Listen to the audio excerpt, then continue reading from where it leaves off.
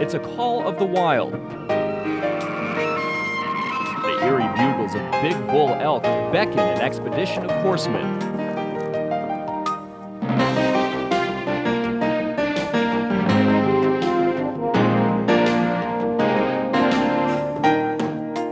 An Idaho couple makes them the old-fashioned way.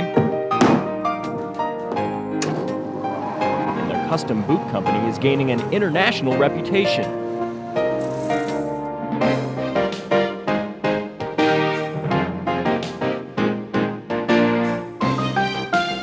Plus, North Idaho goes nuts for antiques. From old-style gems to antique jewels, we'll search out the best bargains.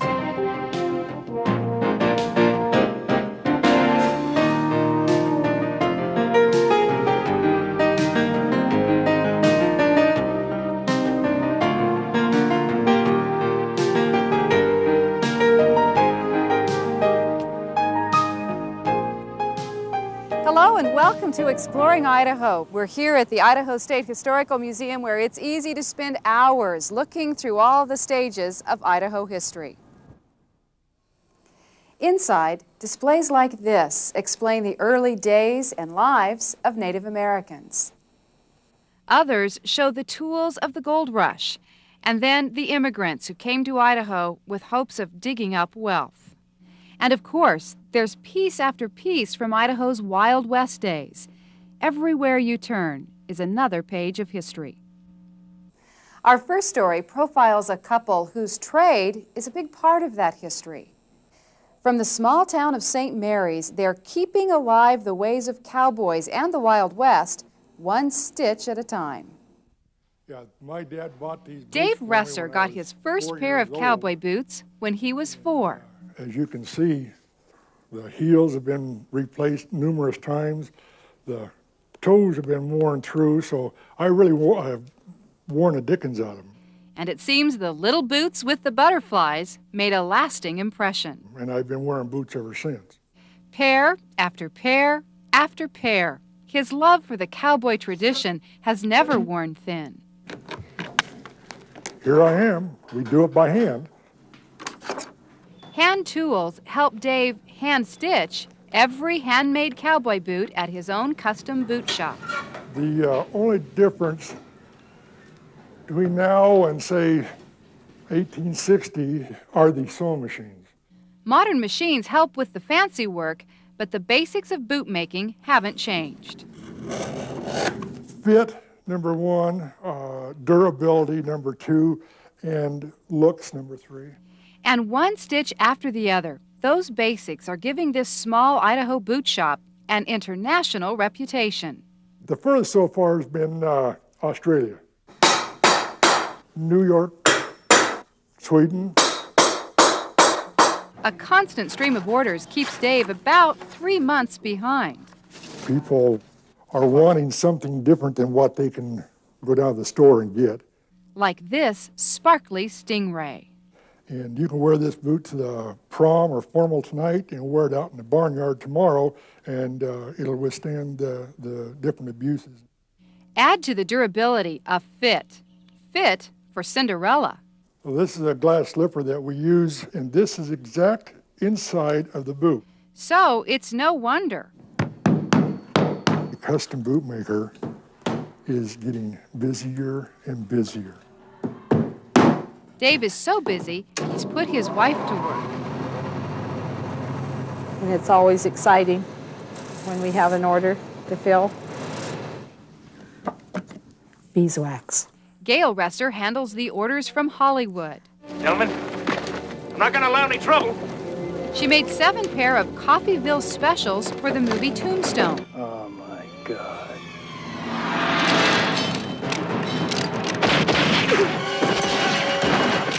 But all the gun smoke at the OK Corral must have blacked out the actors' shoes. We watched for boots, and it's hard to tell. Even so, the two put their hearts into every sole. I think I'm a frustrated or a wannabe artist. And whether you're an 11D or a 12C, a big screen actor, or a small-town cowboy. Dave and Gail will fit your foot to a T. The only difference between that and, say, a Picasso is Picasso you hang on the wall. A pair of my boots you put on your feet. Dave got started by going to boot school. He says it was 2 weeks of intense training on every aspect of making boots. After that, he opened his own shop, and he says he's been improving ever since. The cowboy life intrigues a lot of people, especially kids, and even if you've never ridden a horse before, at the museum here you can sit in the saddle and see what it's all about, like my friend Tommy. He's in an old military saddle, and this is a side saddle used by the ladies so they could ride and wear their long dresses. But if you want to experience a real ride into the hills, then stick around. An expedition for elk tracks down a call of the wild.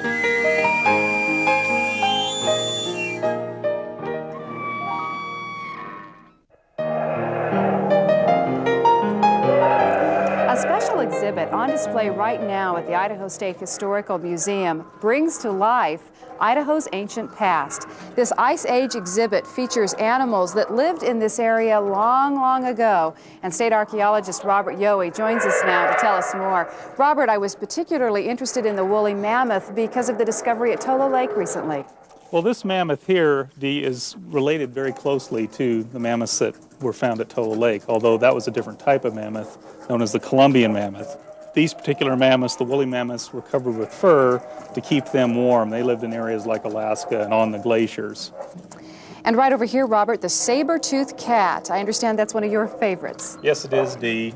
It's particularly interesting because it has this unusual adaptation to preying on large animals, such as mammoths and giant sloths. It has a mouth that opens up to more than 120 degrees, which is much larger than any living carnivore, and allowed them to bite onto these very large surface areas on these big animals. For a big dinner. For a large dinner. Now this is an odd-looking creature. Kind of looks like a giant armadillo. Yes, this is part of a group of animals known as glyptodonts, and the thing that's very unusual about them is that they have this large covering over their body and this mace-like tail. They lived in South America up to about 10,000 years ago, which I find really remarkable. Something this strange looking lived that recently. It is fascinating, Robert, and thanks so much for joining us today with your insight. Now you can learn and see more for yourself because this exhibit is on display at the Idaho State Historical Museum through January 10th. And you know, in modern times, Idaho's wildlife is equally amazing. That is especially true at Hagerman State Park in eastern Idaho. Exploring Idaho's Jennifer Eisenhardt is there with the story. Dee, if you don't mind a little cold, this is a great time to come to the park. There aren't many people, the colors are changing with the season, and it may be the best time to see wildlife. It's a season of change at Hagerman State Park. Fall turns leaves bright with color, and cool mornings hover above the water. In the distance, a sound of the season. It's an eerie call. For big bull elk, it's the sound of life. Their bugle beckons female cows and warns other bulls away. It's a yearly ritual, an instinct as old as the land itself. The only sound Tom Angel knows better is the sound of horse hooves. He guides horseback trips through Hagerman Park and has been riding these woods for longer than he likes to admit. Who wants Elroy? I promise you, your adrenaline will run when we hear those elk bugling. He tells lots of elk stories. It's very weird. It's a very eerie sound. And with handmade bugles built by his dad, he'll imitate an elk's call for anyone who's interested. Just enough to make those bull elk think that there's a youngster up on the mountain trying to challenge them. Now this call here is similar to what we'll hear back in most cases.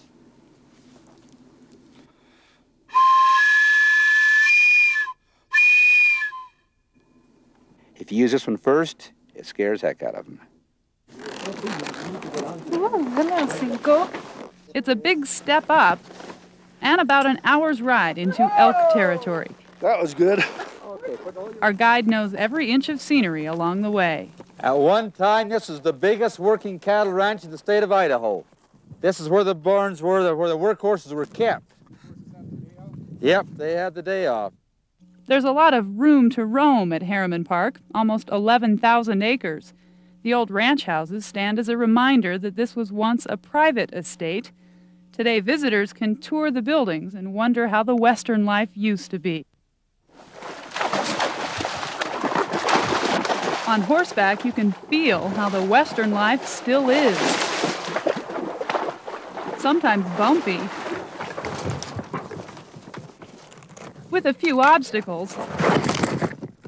But for the group of us, it's an easy ride. Sights move to the rhythm of the horses. There's a pair of trumpeter swan off to my right, folks. On the top of this dead tree right here is a golden eagle. There's a moose. And then a reminder for why we're here. Did you see this muddy spot right here I had all of you look at? What's that? This spot of matted grass was made by a male elk. That's an elk wallow. To Tom, it's a sign of what's up ahead.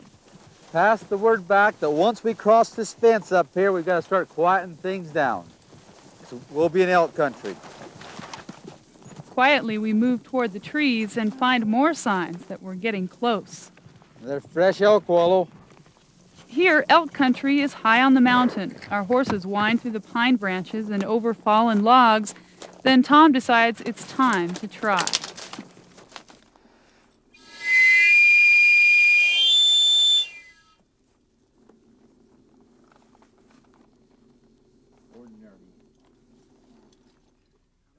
But the day is still hot, and the elk don't respond.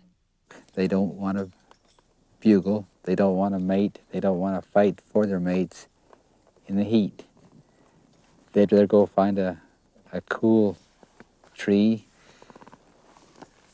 sit underneath that tree and take life easy. So Tom tries again.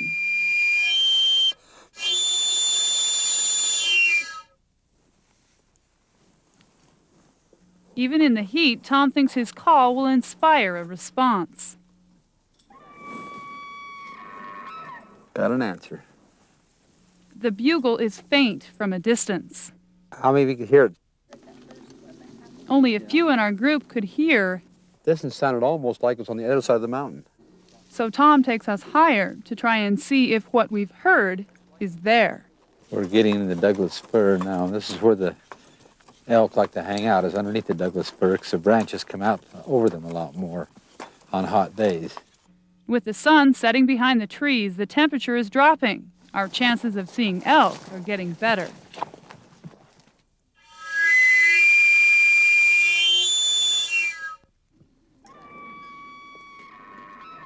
Everybody be quiet. There's a good one.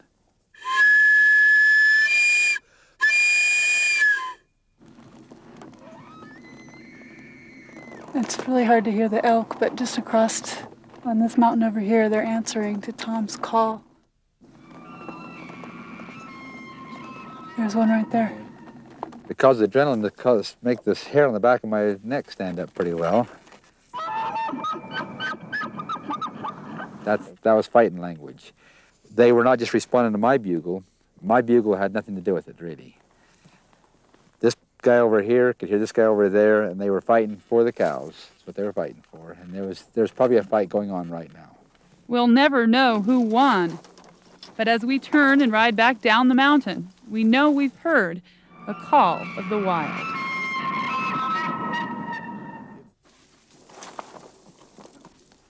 The rides continue through the end of October, so if you want to go this year, you're going to have to hurry. Dee? Will do, Jennifer. Thanks a lot. Exploring Idaho, we'll be right back. Coming up, a stroll into the past as old antiques make a new comeback.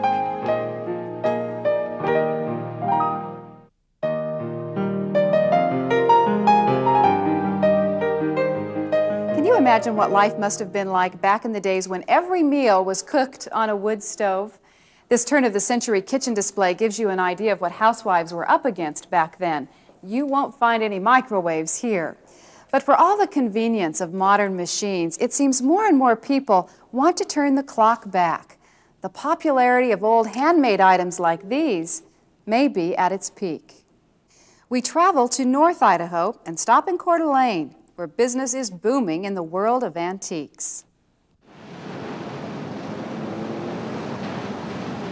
When the weather outside is cold and the streets are wet with fall rain, it seems like a chilly time of year to visit Coeur d'Alene, but the owners of dozens of antique stores will tell you it's the perfect time to get inside, take off your coat, and shop. Patent date 1904, Western Electric Company. From old phones to carousel carvings to clocks that see time.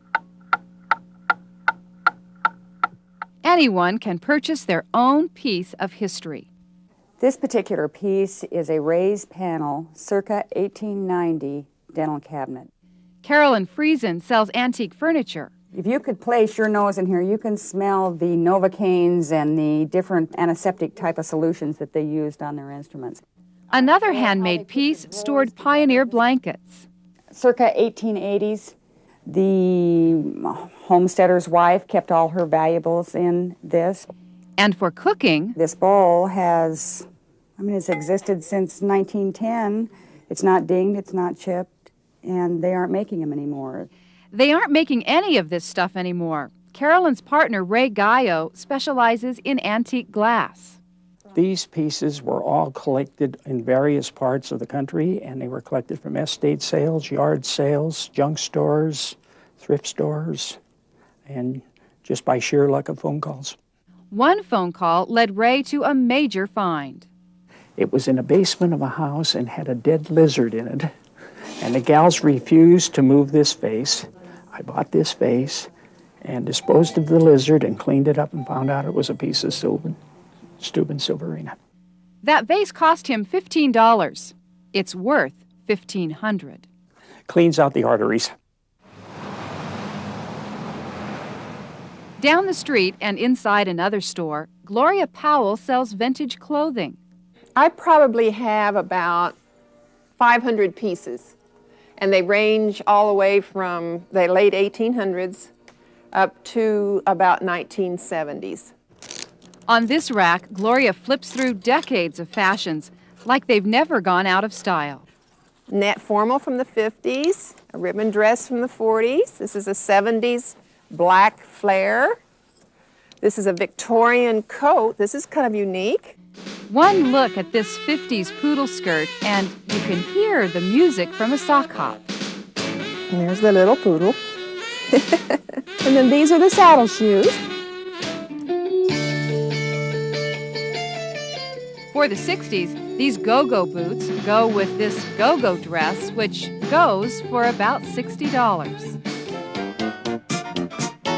Whether you want a suit from the 20s, $112.23, or a garment that's gone with the wind, they are exactly like they used to be.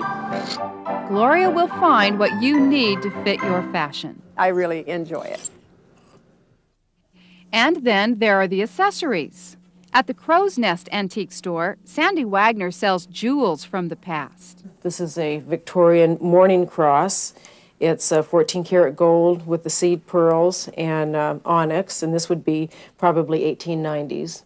But it's hard for Sandy to show you her favorite piece because there are so many to choose from. This is a gorgeous piece. This enamel butterfly was the height of lapel pin fashion in the 1920s. You know, look at the colors, and it's just fabulous. There's a Navajo necklace, aquamarine rings, and little charms that sing. They just don't make things like this anymore. And with plenty of cold days ahead, there's no time like the present to pick up a piece of the past. I would love it if these things could talk.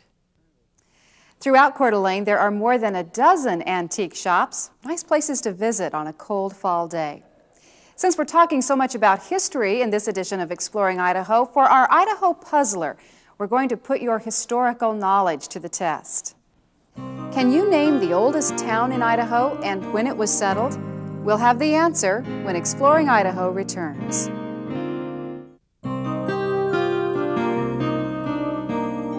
Could you name Idaho's oldest city or tell when it was settled?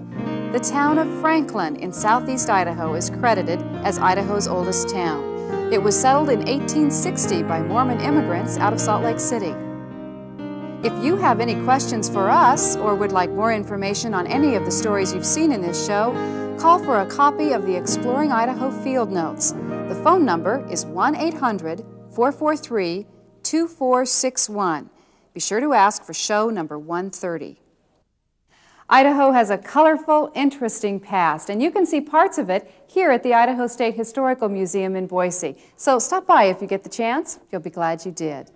We leave you with a look at the bright colors of fall. We'll see you again next time.